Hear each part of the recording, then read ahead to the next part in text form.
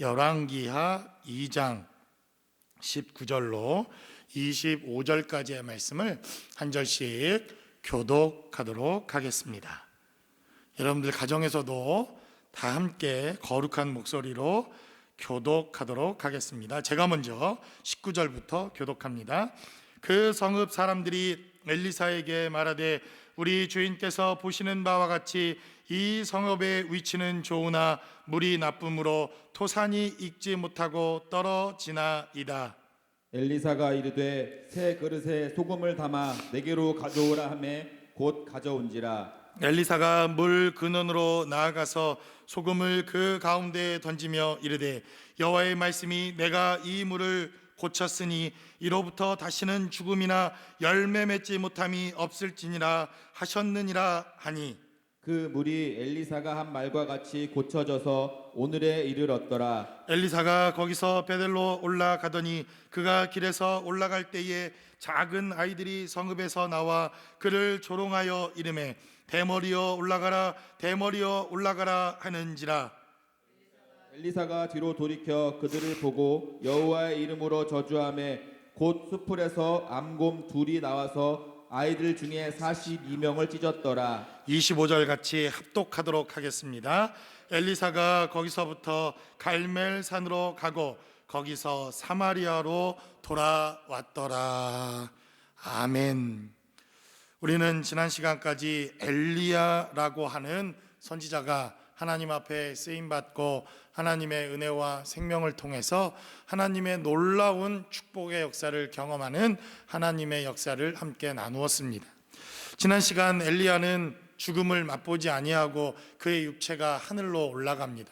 하나님께서 그의 육체를 이 땅에 남겨놓지 아니하시고 그를 불러들이셔서 하나님의 놀라운 축복을 경험하게 되어지는 역사가 있는 것을 보게 됩니다. 물론 하나님께서 죽음을 맛보지 아니한 에녹이라고 하는 사람을 통해서 마지막 때에 우리가 하늘로 불림을 올라가게 되어지며 또 하나님께서 우리를 축복하시는 그 마지막 때에 대한 메시지를 엘리야와 에녹이라고 하는 사람을 통해서 우리에게 증거하시며, 또한 그의 육체가 죽음을 맛보지 아니했지만 모세라고 하는 이러한 사람을 통해서 또한 하나님께서는 이 땅에 왜 엘리야와 그리고 모세와 같은 사람의 육체를 남겨두지 아니하였는가 하는 것들을 우리가 생각해 볼 필요가 있습니다. 만약 엘리야와 같은 이러한 하나님의 사람의 육체를 남겨두었다고 한다면, 그리고 또 모세와 같은 사람의 육체를 이 땅에 남겨두었다고 한다면 어쩌면 그들은 하나님보다 이들의 육체를 섬기기에 훨씬 더 그들의 마음을 빼앗겼는지도 모릅니다. 그래서 하나님께서는 모세가 이 땅의 육체의 죽음을 다 마감했을 때 그의 육체를 이 땅에 남겨두지 아니하고 그의 육체를 찾기 위한 마귀와 그리고 미가엘 천사장의 이러한 영적 전쟁이 있었다, 유다서는 우리에게 또한 그렇게 증거합니다. 어쩌면 가장 위대한 선지자 중에 한 사람이었던 이 엘리야의 육체를 이 땅에 남겨두지 아니하시고 하나님께서 불려 올라가신 이유도 우리가 섬겨야 할 대상과 그리고 정말 능력의 역사가 어디에서부터 시작되는가 하는 것을 보여주는 대단히 중요한 메시지라고 여겨집니다. 그러나 오늘 기록되어져 있는 오늘 열왕기하 2장에 기록되어져 있는 이 마지막 메시지를 통해서 우리가 중요하게 생각해 봐야 할 필요가 있습니다. 엘리야는 성공적인 사역을 했던 사람이요, 그는 사역자들 중에서도 정말 능력 있는 선지자였을 뿐만 아니라 성경이 기록하고 있는 뛰어난 그러한 성공적인, 대단히 성공한 그러한 선지자 중에 하나입니다. 그러나 진짜 엘리야의 성공, 그리고 진짜 엘리야가 하나님의 사람으로 그의 모든 사역을 성공적으로 마쳐졌는가 하는 것은 엘리야가 떠난 자리가 대단히 중요하다고 하는 것을 본문은 우리에게 증거합니다.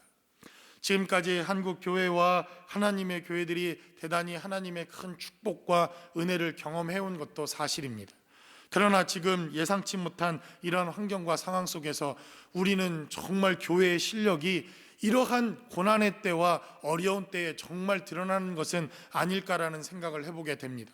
우리가 지금까지 교회로 사람을 모으는 것, 얼마나 많은 한 주간의 헌금이 나오는가, 그리고 얼마나 많은 사람들을 동원할 수 있는가, 이것을 가지고 교회의 실력을 측정하고 그 교회가 실력이 있다 이렇게 생각해 온 시대를 살아왔다고 한다면, 진짜 교회의 은혜와 축복은 이렇게 예배할 수 없는 환경과 예배할 수 없는 상황, 그리고 선지자와 같은 엘리야가 존재하지 않는 바로 그 시점에서부터 진짜 교회의 실력과 능력이 무엇인가 하는 것을 가늠해 볼 수 있는 진짜 시험이 시작된다고 성경은 우리에게 말씀하고 있다는 것입니다.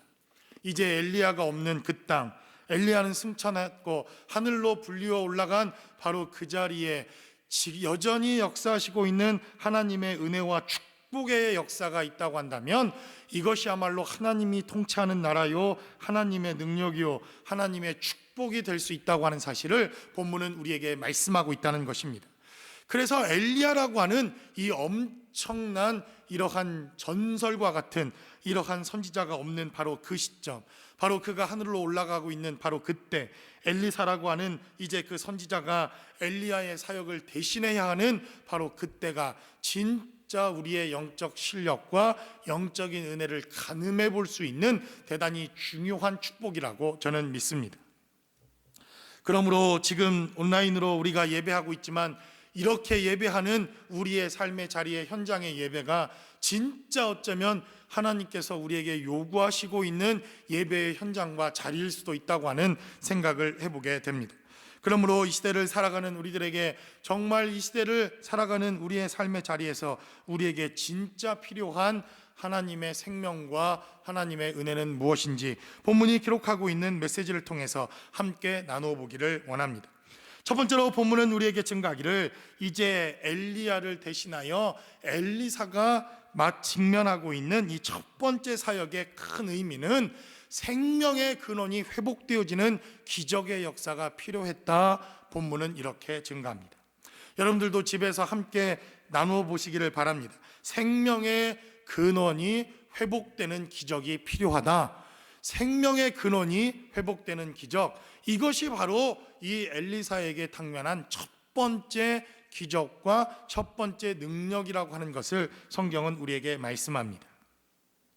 이제 엘리야라고 하는 하나님의 사람은 승천합니다. 그는 이 땅에 남아있지 않습니다. 그러나 하나님의 이 사람 엘리사가 사역을 대신해야 하는 이때에 엘리야가 떠난 그 여리고 땅에는 여전히 문제가 남아있고 여전히 큰 도전의 문제가 있었다고 하는 사실을 성경은 우리에게 증가합니다.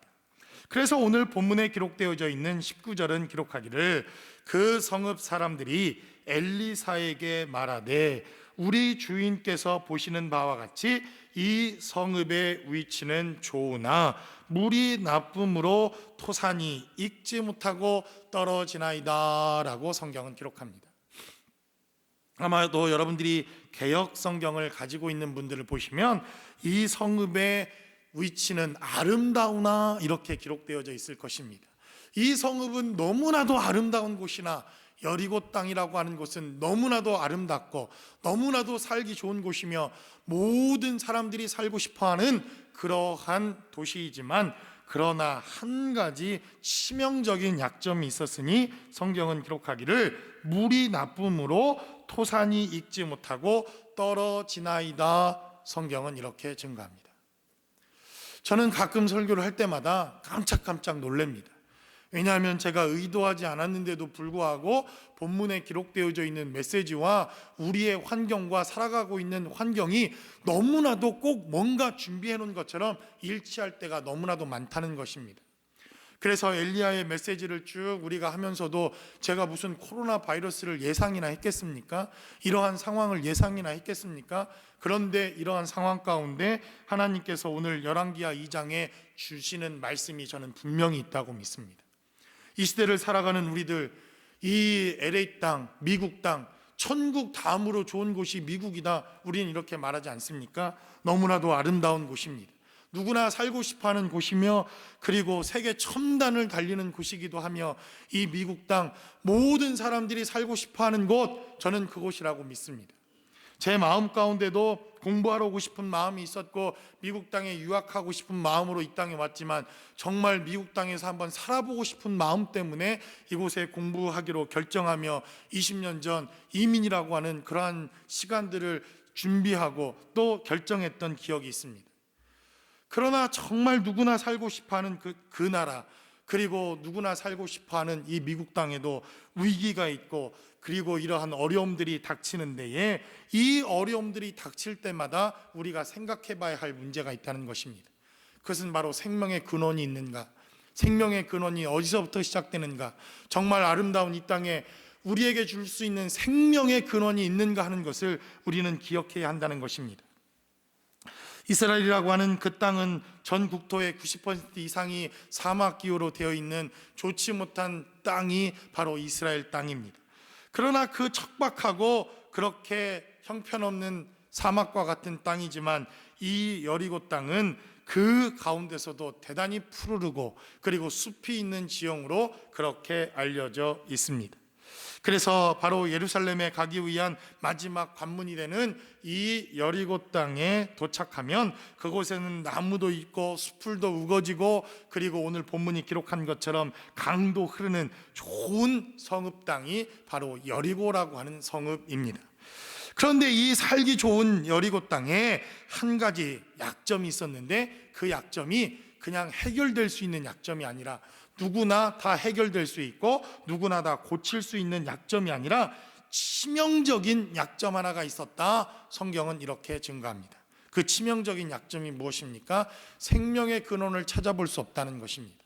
그 물이 좋지 못하여 토산의 열매를 맺힐 수 없는 이러한 치명적인 약점을 가지고 있는 땅이 바로 여리고 땅이었다. 성경은 이렇게 증거합니다. 바로 이 시대를 직면하고 있는, 아니 지금 현실 가운데 직면하고 있는 문제라고 여겨집니다. 보이지 않는 바이러스 하나에도 생명의 근원이신 하나님께서 주관하시지 아니하면 그 무엇 하나 우리가 해결할 수 없는 바로 이 시점, 가장 과학이 발달했다고 하는 이 시점, 가장 살기 좋다고 하는 21세기를 살아가고 있는 지금, 세계 첨단을 달리고 있는 이 시대에 아마도 이러한 아름다운 시대가 아니면 우리는 온라인으로도 예배하기 어려운 시대일지도 모릅니다.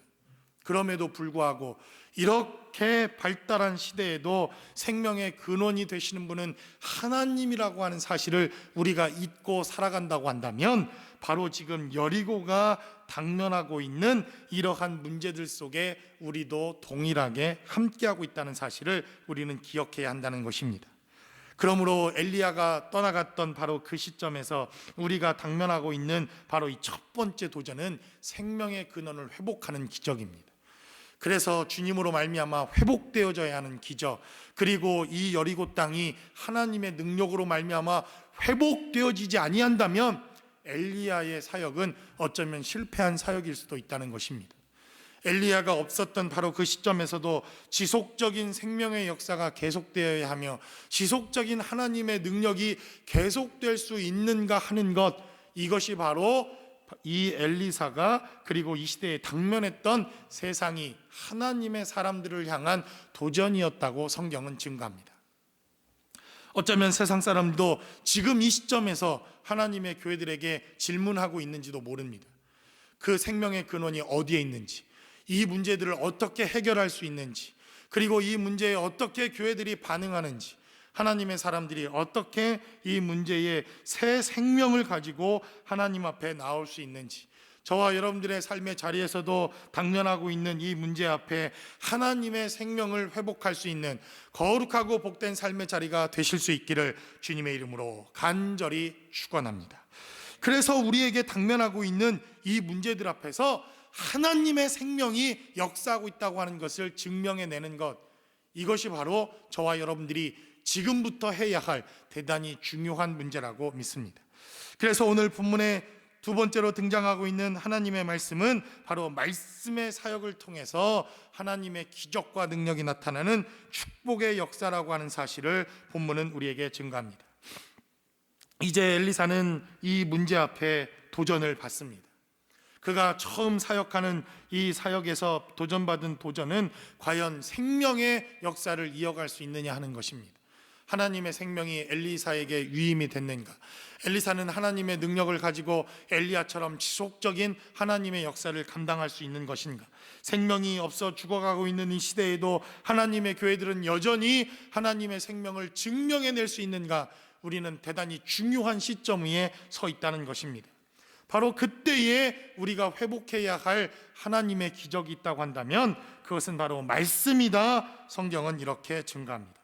이제 20절은 기록하기를 엘리사가 이르되 새 그릇에 소금을 담아 내게로 가져오라 하매 곧 가져온지라. 엘리사가 물 그늘로 나아가서 소금을 그 가운데 던지며 이르되 여호와의 말씀이 내가 이 물을 고쳤으니 이로부터 다시는 죽음이나 열매를 맺지 못함이 없을지니라 하셨느니라 하니라고 성경은 이렇게 증가합니다. 참 마음 아픈 뉴스 하나를 우리가 보았습니다. 코로나 바이러스 때문에 하나님의 교회에서 소금물을 뿌린 것 같습니다.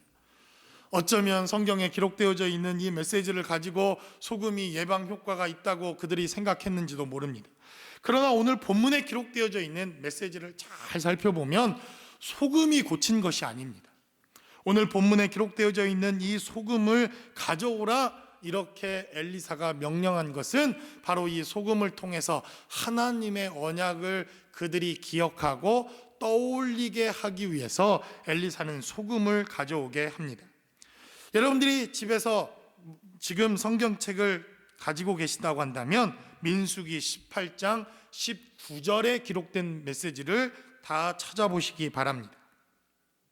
민수기 18장 19절은 기록하기를 이스라엘 자손이 여호와께 거제로 드리는 모든 성물은 영영한 음식으로 너와 내 자녀에게 주노니 이는 여호와 앞에 너와 내 후손에게 변하지 않는 소금 언약이니라 라고 성경은 기록합니다. 이렇게 소금이라고 하는 것, 소금 자체에는 별 능력이 없습니다. 여러분, 소금이 바이러스를 죽이거나 소금이 우리를 회복하거나 소금이 귀신을 쫓아내거나 소금 그 자체가 어떠한 힘과 능력이 있는 것은 아닙니다. 그러나 엘리사가 바로 이 여리고의 물을 고치기 위해서 소금을 가져오라 이렇게 명령한 것은 소금을 통해서 하나님이 주신 언약을 기억하도록 이렇게 명령하셨다는 것입니다. 그래서 민수기 18장 19절에 기록된 대로 하나님께서 모든 성물을 하나님의 백성들에게 주시겠다 명령하셨는데 그 약속은 변하지 않는 소금과 같은 언약일 것이다 이렇게 명령하셨다는 것입니다. 그래서 골로새서 4장 6절에 기록된 말씀을 또한 여러분들이 살펴보시기 바랍니다. 골로새서 4장 6절은 우리에게 증거하기를 너의 말을 항상 은혜 가운데서 소금으로 고르게 함같이 하라. 그리하면 각 사람에게 마땅히 대답할 것을 알리라 라고 사도 바울은 또한 이렇게 소금 언약에 대한 메시지를 증거합니다. 그래서 소금 자체에 무슨 능력이 있는 게 아닙니다.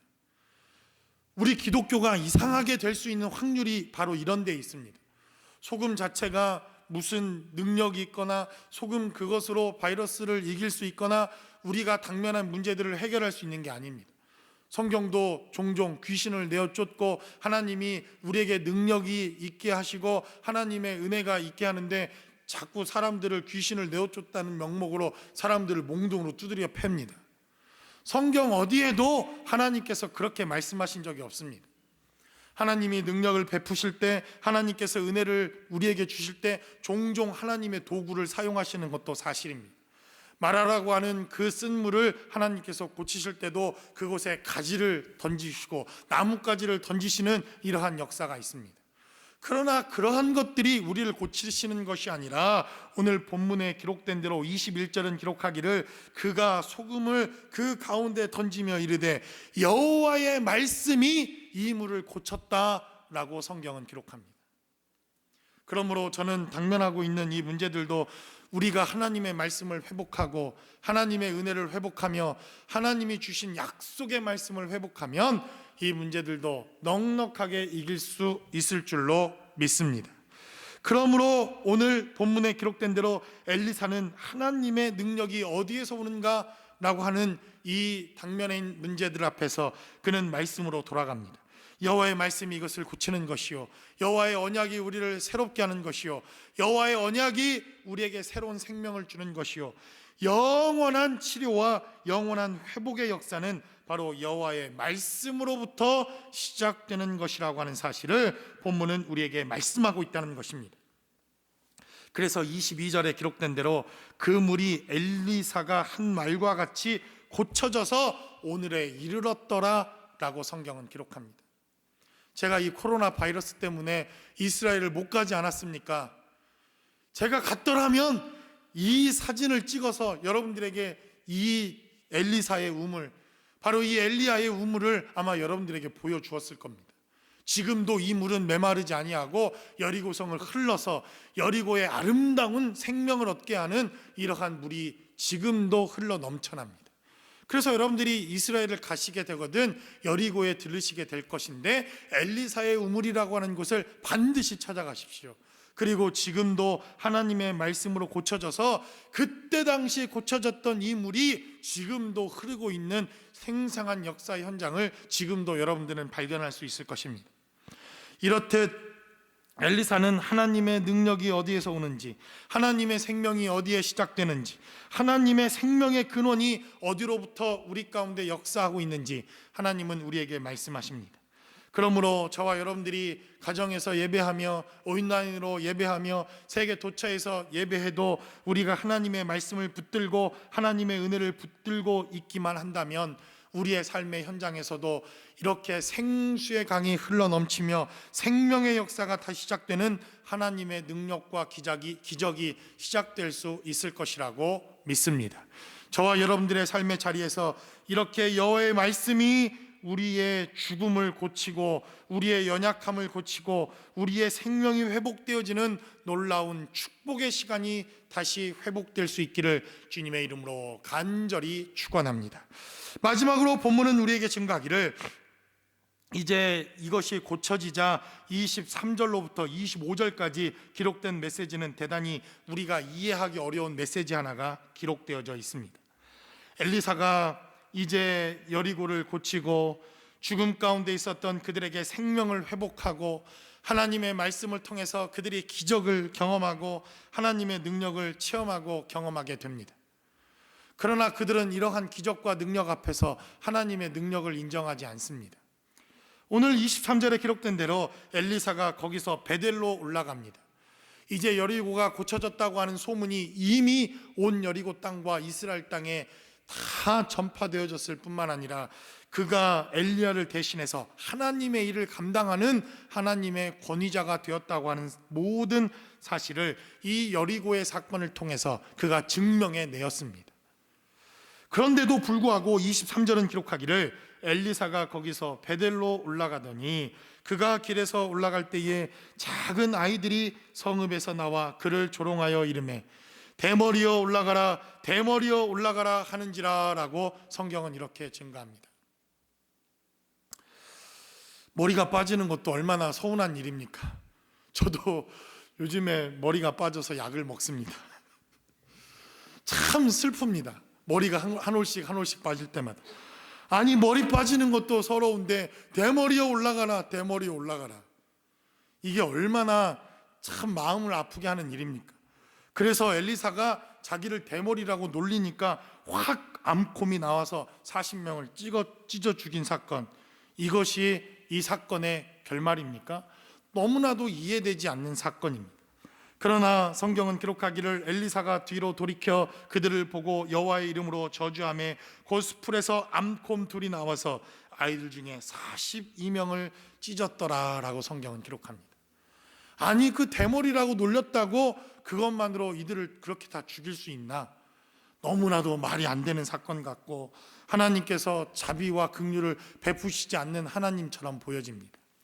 그러나 하나님의 권위에 도전한다고 하는 시각과 시점으로 본다고 한다면 이러한 심판과 이러한 하나님의 진노가 있었다고 하는 사실을 우리는 이 본문의 말씀을 통해서 먼저 생각해 볼 필요가 있다는 것입니다.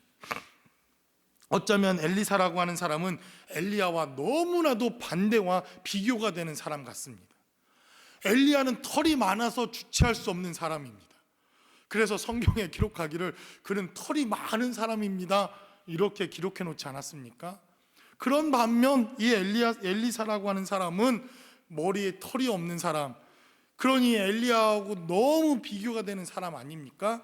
그러니까 엘리야의 권위, 엘리야가 엘리사에게 위임했던 이 하나님의 권위를 인정하지 않습니다. 그리고는 엘리야가 하늘로 올라간 것처럼 엘리사를 조롱합니다. 너도 하나님의 사람이라고 한다면, 너도 하나님의 능력이 너의 가운데 임하고 있다면 너도 엘리야처럼 올라가라, 하늘로 승천하라, 하늘로 올라가라. 그 하나님의 권위와 하나님의 말씀 앞에 그들은 순종하지 않습니다. 여전히 순종하지 못하고 여전히 하나님께 대적하며 여전히 하나님의 사람들 앞에 대적하고 있는 이들을 향해서 하나님은 그 권위를 가지고 이러한 기적과 이적을 베풀어 주셨다는 것입니다. 많은 우려의 목소리들이 있습니다. 온라인으로 예배하는 것이 진짜 예배냐? 꼭 이렇게 예배를 해야 되느냐? 교회가 폐해지는 것, 이러한 것들에 대하여 염려와 걱정하시는 분들도 저는 있다고 믿습니다.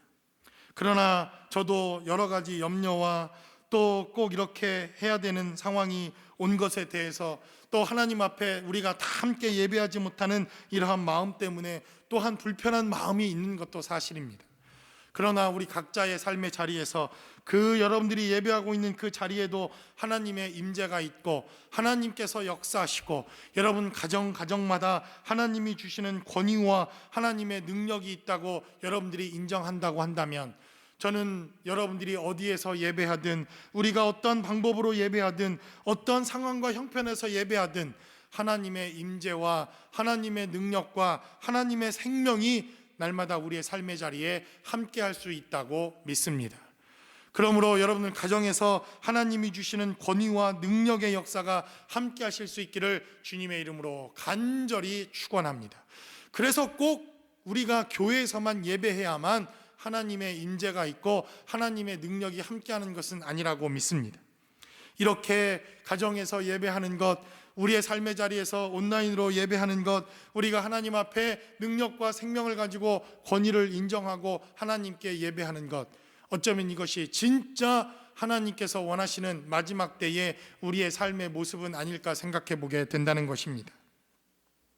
그래서 초대교회가 가정에서 예배하고 부모님들이 함께 자녀들을 위해서 기도하며 부모의 영적인 권세를 가지고 각 가정에서 하나님의 말씀을 가지고 예배하며 기도하며 그 가정들이 그 하나님의 은혜와 생명을 나누었던 초대교회처럼, 어쩌면 지금도 각 가정에서 예배하는 여러분들이 그 부모님들이 권위를 회복하고 그 부모님들이 믿음의 역사를 회복하고 가정에서 예배하는 것을 회복하고 가정에서 기도하며 말씀을 나누며 하나님의 은혜와 생명을 회복하는 것을 회복할 수 있기만 한다면, 이 시대에 우리가 하나님 앞에 이 권위를 가지고 다시 새로운 생명과 하나님께 예배하는 우리의 생명의 역사를 회복할 수 있을 줄로 믿습니다.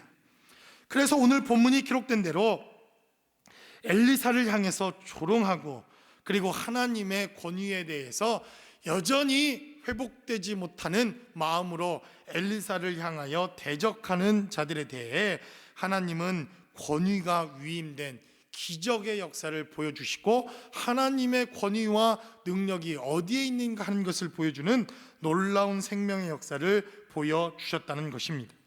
그래서 오늘 본문의 23절로부터 25절까지 기록된 메시지를 통해서 이제 하나님의 권위와 하나님의 능력이 엘리사에게 위임되었고, 이 시대를 살아가는 우리들에게도 어쩌면 새로운 형태와 새로운 예배와 새로운 권위와 새로운 위임된 하나님의 능력을 가지고 예배하는 삶의 모습이 필요할지도 모르는 시대를 맞이하고 있는지 모릅니다.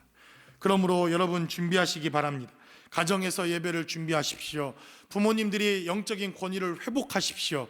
특별히 예배를 인도할 수 있는 하나님의 능력과 은혜가 여러분들의 가정 가운데 다시 회복되어서 그 부모가 가정에서 자녀들을 예배하고 양육하고 말씀을 가르치고 기도하며 그 가정에서부터 생명의 역사가 시작되었던 초대교회 역사처럼 저와 여러분들도 다시 권위를 회복하며 하나님의 능력을 회복하며 하나님의 말씀을 회복할 수 있는 거룩하고 복된 삶의 자리가 되실 수 있기를 주님의 이름으로 간절히 축원합니다.